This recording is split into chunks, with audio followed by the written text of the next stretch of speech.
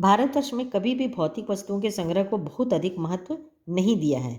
उसकी दृष्टि से मनुष्य के भीतर जो महान आंतरिक गुण स्थिर भाव में बैठा हुआ है वही चरम और परम है। भौतिक वस्तु मतलब दिखावा, कोई ऐसी चीज़ जो हमारे जीवन में बहुत ज़्यादा महत्वपूर्ण नहीं है, उसका कलेक्शन, उसका संग्रह बहुत अधिक हमारे शुरू से हमारे भारतवर्ष की परंपरा नहीं रही है।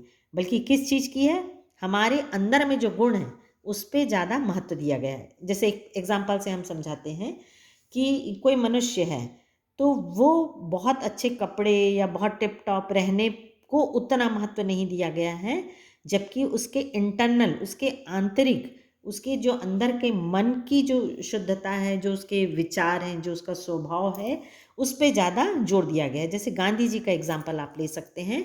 उनका भौतिक जो फिजिकल अपीयरेंस था वो किस तरह का था। वो एक सीधे सादे लंगोट पहनते थे, कोई उनके में दिखावा नहीं था, लेकिन उनने अपने नेचर और अपने गुण के कारण खाली भारतीय नहीं बल्कि किसको भी घुटने टिका दिया था, अंग्रेज़ों को भी टिका दिया था।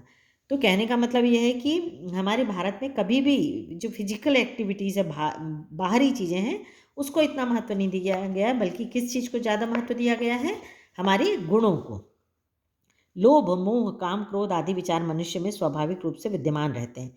ये तो सभी में रहता है कि थोड़ा हमको लालच रहता है, प्रेम रहता है, ये सब चीज़ें तो मनुष्य में रहती हैं, पर इन्हें प्रधान शक्ति मान लेना और अपने मन तथा बुद्धि को उन्हीं के इशारे पर छोड़ देना बहुत बुरा आचरण है।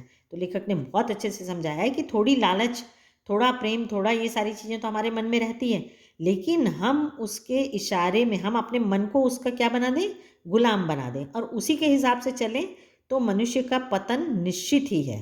तो हमें हमेशा ये याद रखना चाहिए कि हमारा मन भी लालच और ये सब चीज़ों में होगा, लेकिन यदि हम अपने मन को इन सब चीज़ों का गुलाम बना दिए तो हमारा जो कैरेक्टर है वो बहुत जल्दी नीचे चला जाएगा।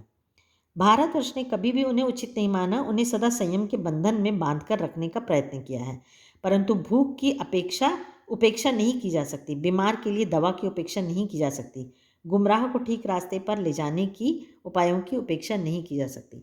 तो लेखक कहते हैं कि भूख लगती है तो खाना जरूरी है, बीमार है तो दवा जरूरी है, और कोई गलत रास्ते पे जा रहा है तो उसके लिए सही करना जरूरी है। हुआ यह है कि इस देश के कोटि कोटि दरिद्र जनों की हीन अवस्था को दूर करने के लिए ऐसे अनेक कायदे कानून बनाए गए हैं जो कृषि, उद्योग, वाणिज्य, शिक्षा और स्वास्थ्य की स्थिति को अधिक उन्नत और सुचारू बनाने के लक्ष्य से प्रेरित है। परंतु जिन लोगों को इस कार्यों में लगाना है उनका मन सब समय पवित्र नहीं होता।